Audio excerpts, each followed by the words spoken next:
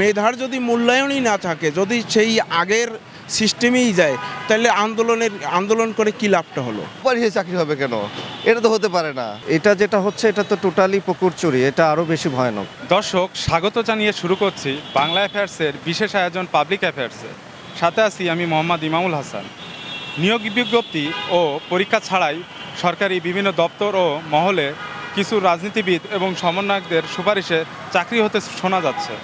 বিষয়টা কি সাধারণ মানুষ কিভাবে নিচ্ছে, আমরা আজকে সেটাই জানার চেষ্টা করব।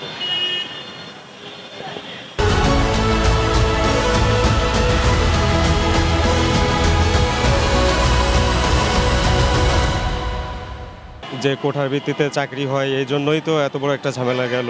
এখন যদি আবার সেটার উপরেই এসে পড়ি আমরা, তাহলে তো এটা আমাদের জাতির জন্য লজ্জাজনক বিষয়।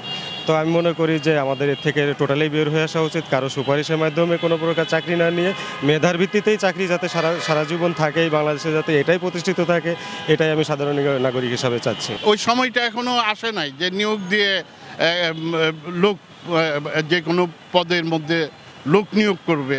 যোগ্যতার অনুযায়ী চাকরি হবে, সুপারিশে চাকরি হবে কেন? এটা তো হতে পারে না। আমি চাই যার যার যোগ্যতায় চাকরি হোক। আপনার ছেলেও চাকরি পাক, আমার ছেলে পাক, যে মেধাবী সেই চাকরি পাবে, শেষ। এইটা কাম্য নয়। কারণ যে আন্দোলনটা হয়েছিল এই বৈষম্য বিরোধী, কিন্তু সেখানে তো বৈষম্যটা রয়েই গেল। মেধার যদি মূল্যায়নই না থাকে, যদি সেই আগের সিস্টেমেই যায়, তাহলে আন্দোলন করে কি লাভটা হলো? এটা যেটা হচ্ছে এটা তো টোটালি পুকুর চুরি, এটা আরও বেশি ভয়ানক। সামগ্রিক জনগণের উপর প্রভাব ফেলবে। কেননা অসাধু উপায়ে যদি কেউ এরকম নিয়োগপ্রাপ্ত হয়, তাহলে যারা তাকে নিয়োগ করেছে ওই ব্যক্তি বা ওই প্রতিষ্ঠানের এজেন্ডা বাস্তবায়নেই ওই ম্যান পাওয়ারগুলো কাজ করবে, যার ফলশ্রুতিতে সামগ্রিক সিস্টেমের উপরে ব্যাপক আকারে প্রভাব পড়বে। নিয়োগ বাদে চাকরি হয়ে গেছে, ঘুষের মাধ্যমে চাকরি হয়েছে। এখন এই জিনিসটা প্রথা যাতে না হয় সেই জিনিসটা আমরা চাই। সুপারিশে চাকরি এটা সবসময়ই খারাপ। সমন্বয়করা যদি করে থাকে, খারাপ করেছে। এখন ওই সময় পার হওয়ার পরে এই সময় ভাবছিলাম যে না, চাকরি যদি হয় সঠিকভাবে হবে, কিন্তু এখনও যদি সে দুর্নীতিভাবে চাকরি হয়, তাহলে তার ওই সময় আর এই সময় তো পার্থক্য রইল না ভাই। যতই সাপোর্ট টানুক ভাই, এটা ফিউচার অনেক খারাপের দিকে যাবে। আগের সরকার হইতেছে আপনার কোঠার মাধ্যমে আপনার হইতেছে মানুষকে চাকরি দিয়েছে। এখন হইতেছে তারা যদি তাদের ফোন কলের মাধ্যমে চাকরি হয়ে যায়, এটা তো অবশ্যই দেশের জন্য, মেধাবীদের জন্য খুবই একটা দুঃখজনক।